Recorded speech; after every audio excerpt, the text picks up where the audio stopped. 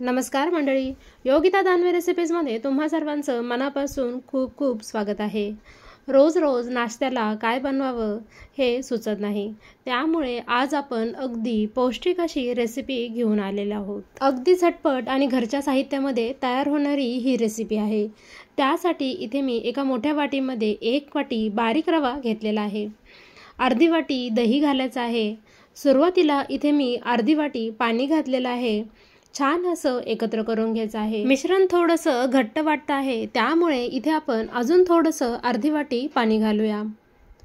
छान असं एकत्र करून घेतलेलं आहे। आता आपलं रव्याचं बॅटर तयार झालेलं आहे। हे 10 मिनिट झाकण ठेवून बाजूला ठेवून देऊया।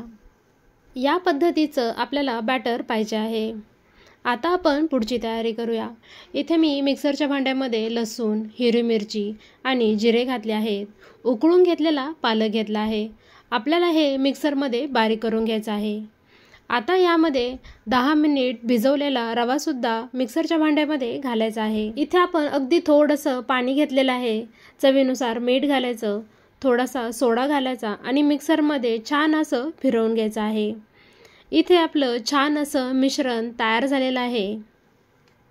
बऱ्याच वेळा मुलं पालक खात नाही, त्यावेळेस तुम्ही ही रेसिपी बनवू शकता।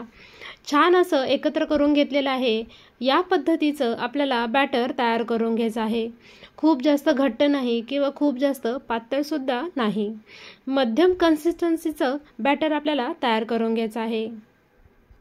इथे आता तवा गरम झालेला आहे। थोडंसं याच्यावर मी तेल घातलेलं आहे आणि जे तयार केलेलं मिश्रण आहे ते घालायचं आहे। मिश्रण घातल्यानंतर यावर झाकण ठेवायचं आहे। झाकण ठेवून 2 मिनिट आपल्याला हे शिजवून घ्यायचं आहे। 2 मिनिटांनंतर तुम्ही पाहू शकता वरची बाजू थोडीशी सुकलेली आहे। अगोदर याच्या ज्या कडा आहेत त्या मोकळ्या करून घ्यायच्या आणि पलटून घ्यायचं आहे आणि दुसऱ्या बाजूने सुद्धा छान भाजून घ्यायचं आहे। इथे आपले मस्त पालकाचे स्पंज डोसे तयार झालेले आहेत। तुम्ही पाहू शकता याला किती सुंदर कलर आलेला आहे। मुलांना असा कलरफुल नाश्ता दिला ना तर ते आवडीने खातील। दुसरा सुद्धा डोसा आपण याच पद्धतीने तयार करून घेऊया। इथे आपला दुसरा सुद्धा स्पंज डोसा अगदी छान असा तयार झालेला आहे। हे डोसे करताना मध्यम आचेवर भाजून घ्यायचे आहेत। हे डोसे खायला अगदी छान लागतात, मऊसूत जाळीदार। इथे आपले पालकाचे स्पंज डोसे तयार झालेले आहेत। याच बॅटर पासून इथे आपण पालकाचा मसाला डोसा सुद्धा तयार केलेला आहे।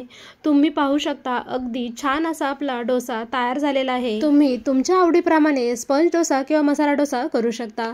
कशी वाटली आजची तुम्हाला स्पंज डोसा आणि मसाला डोसाची रेसिपी आवडली असेल तर लाईक, शेअर आणि सबस्क्राईब नक्की करा।